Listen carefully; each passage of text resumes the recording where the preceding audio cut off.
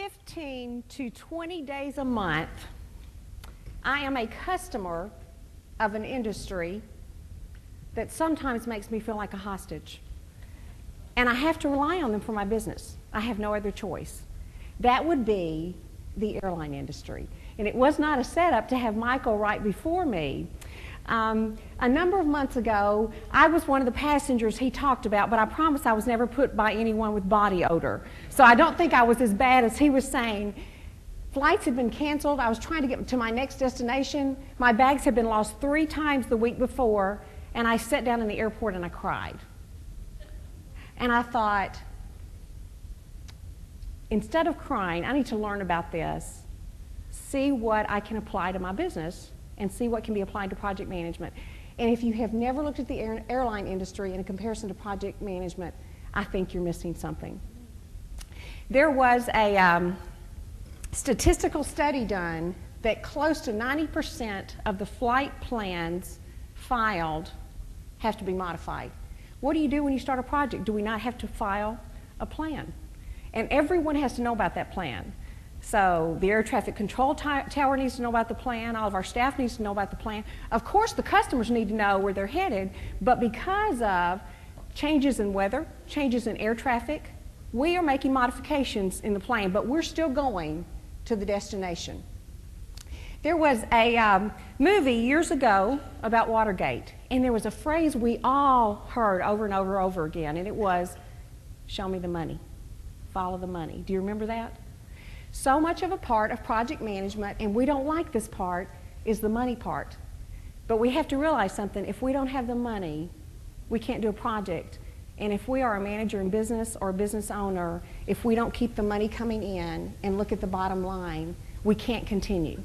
So I began to write a book on the airline industry and doing some comparisons to business, and I learned some wonderful things and gained a different appreciation for the airline industry instead of becoming such a frustrated flyer like most of us are. Here's some things that I learned. We had Starbucks up here a little bit earlier.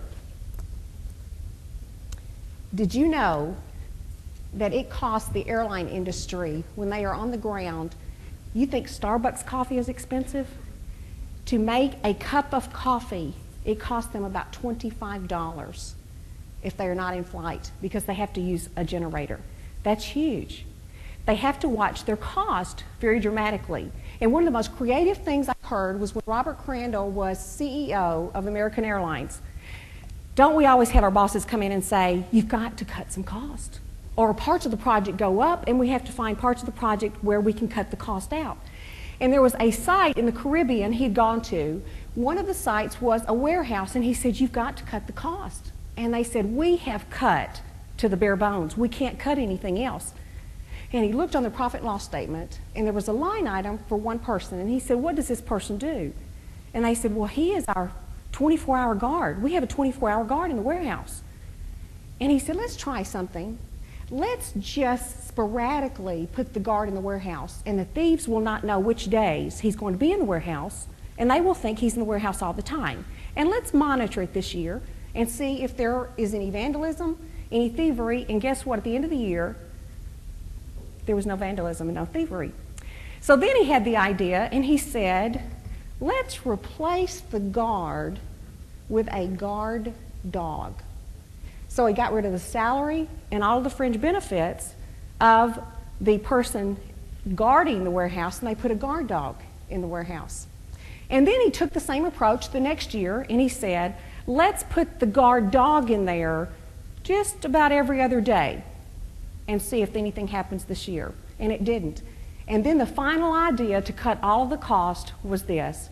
He said, "Let's get that guard dog really hungry and really mad, not feed him all day, get him barking, and let's put it on a recorder and get rid of the guard dog. And we're going to put the recorder in the warehouse." And that's what they did. And they saved the cost of a 24-hour guard and all of the benefits. Sometimes we think we have cut to the bare bones and we cannot cut anything else. But I think if we're creative and we will look, we can find ways to cut so that we can spend the money where it needs to be spent. There are things outside of our control in a project plan that happen we have no control over. What happened to fuel in the last few years? That hit the airline industry extremely hard. So the fuel cost for airplanes dramatically rose. And they said, we have got to cut the cost in fuel, but you need fuel to fly the airplane. What they found was they were carrying too much fuel, and do you know it costs fuel to carry fuel? So they began to say, how much fuel do we need to get from one place to the other? You may have noticed in the last few years that there have been less magazines on planes. Have you noticed that? One of the reasons there have been less magazines is because the magazines carry weight, and the weight costs fuel, so they have dramatically decreased the magazines. And some of the airlines now, the reason you see so many ads in their magazines is because they have to ensure, to keep that magazine on board, that they have enough ad space that pays for it. So they are monitoring so many different things. Then they got everybody involved and said, let's work together as a team. Let's don't burn this house together down and fight each other. And the union people on the very bottom got together and came up with some ideas. And one of the things they were doing was throwing tools away when they would become dull. And do you know now with American Airlines, they save about $1.3 million a year by sharpening the tools, and they don't throw those tools away anymore.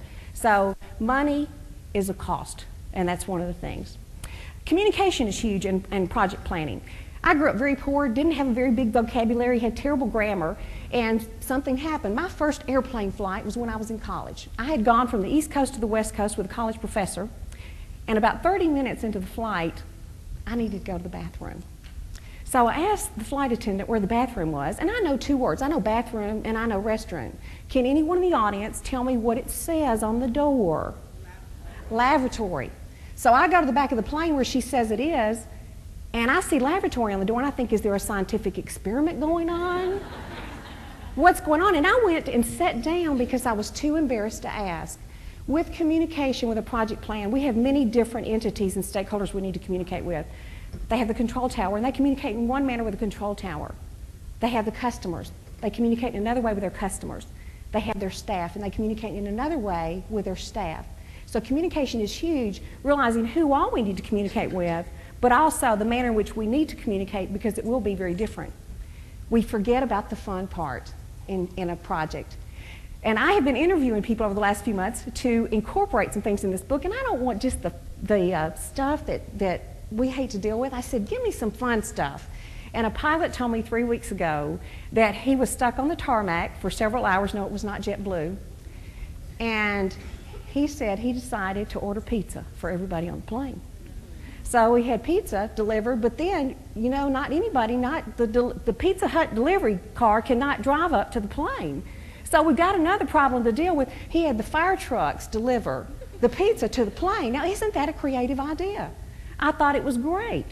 I had one pilot who was flying on Christmas Eve, and he had a lot of children on board. And he found out coming his way was another airplane. It was a competitor, and these two competitors did not like each other. But he talked to the captain on the other plane, and he said, I've got a lot of children on board. When you get this far away from me, let me know, and cut all of your lights except in the front. And he made an announcement on the plane, and he kept telling them, we've just heard Santa Claus is in the area. And all the kids were looking out over the plane, and when he got close enough, the kids thought Santa Claus was coming through the area. And I hope none of you still believe in Santa Claus, because I've just let the cat out of the bag about that if you have. But the fun part, if you will, we need to forget about that, taking care of our people and keeping them excited through the project, and knowing that we spend so much time at work, and projects get very difficult when we are in the middle of doing the project. So don't forget the fun part. Now, there's another part, and I'm going to tell you I was a bad customer. Let your people know what the goal of something is. I had gone through security one day, and you know the 3+1+1 rule now? You have to have the baggie, and everything has to be within 3 ounces. And my luggage had been lost the night before, and about 7,000 bags a day are lost, and mine are frequently in that statistic. So the night before, at 2 o'clock in the morning, I had been shopping at Walmart to buy clothes, and ladies, you can understand this, makeup remover, eye makeup remover, facial cream, eye cream, lipstick, mascara, eyeshadow, and it cost me about $60 at Walmart in the middle of the night. So the next day I'm getting on my plane, and I thought, no, They are not going to lose this tonight. I'm taking it on with me, and I put it in a baggie. And I'm going through the scanner line, and as I go through the scanner line, the woman grabs it and grabs my baggie, and she says, "Bag check." And she grabbed it, and she was not nice. She had been trained by his person. And she said, "I have to keep this bag." And one thing we need to know in project management, if we will manage ourselves, we can increase the chances of an outcome being what we want it to be. And I did not manage myself at this point. And I said, "You what?"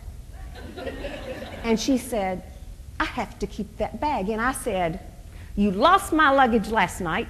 Now, did she lose my luggage last night? No, that airport monster in the sky lost my luggage last night, but she didn't. But won't our customers do that to us? Whoever they're dealing with, whatever your company has done, it is you that has done it. And I said, "You lost my luggage last night, and everything in that baggie is within the legal limit. You cannot take my baggie." And she said, "Oh, yes, I can. Your baggie is too big." And I said, "You are taking my baggie because it is too big?" But I have to refer back to Paul Harvey, the rest of the story. What she didn't know was the week before, I had been driving back and forth from Indianapolis to Tennessee, and I had an old Mercedes. A lot of miles on it, about 200,000 miles. And I'm from Nashville, and my only claim to fame was this used to be Tammy Wynette's car. I bought it. She bought it. She'd taken it home. Her daughter didn't want it. She took it back to the dealership, and I got it as a used car, but it was brand new. And I drove it to, over 200,000 miles. And I'm driving this old car back and forth, and I'm not real comfortable because I'm getting in about 1 in the morning. And I am not comfortable with a gun, but I do not know why I did this. This is a very southern redneck thing to say, and you will understand this because you're in the South. I went and bought a switchblade. And I thought, I will take this switchblade with me in my purse, and if something happens on the road, I can protect myself. Now, I had, when the switchblade was closed, it was in my purse, but about the length of this purse. And I also break the rules. I have hotel lotions all over the place when I travel, not in a baggie. So the week before, I forgot to take my switchblade out of my purse, and I went through security with my lotion. In other words, my purse was saying, screen me, and guess what went right through? And I didn't realize it until that night when I was in the hotel. And then I opened it, and I thought, I could have been arrested today. Because that day in USA Today, someone had been arrested for having a knife in the airport. So this is what I wanted to say to the lady, but I didn't. What I wanted to say was, you let me take my switchblade through last week, and I could have killed you with it. Do you think I am going to smother you with my baggie? Needless to say, I did not get my $60 worth of stuff back. But folks, the goal of that whole process is safety. And does your staff know what the goal is? We have projects, and the goal is so broad, we don't know what the goal is. When you get on an airplane, you know if the goal is to get you to Houston. Now, you might have to reroute, you might have to delay, but you know you are headed to Houston. Our goal needs to be so clear that there is absolutely no question to your staff. We have to focus on the money. We want them to have fun. There are so many aspects of project management that we have no control over. Do you know where one of our greatest security risks right now is? It's not my lotion going through security. Airlines do this too. They have different revenue streams. They don't get all of their revenue from the passengers. That's a low part of the revenue. We have to look at our businesses and bring in revenue streams in different ways to bring it in for our project.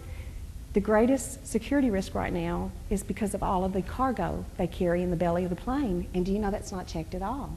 So in a project plan too, the other question is, where are our greatest risks, and are we aware of those risks? Where is your business, and where is your project? Are you in a takeoff mode? Have you done your planning? Are you in a holding mode? Are you in a reroute mode? Are you in a landing mode? Are you in a crash mode? And as captain and as pilot for a business, we need to make sure that we are headed to your next destination, and that destination should be success for you. Thank you.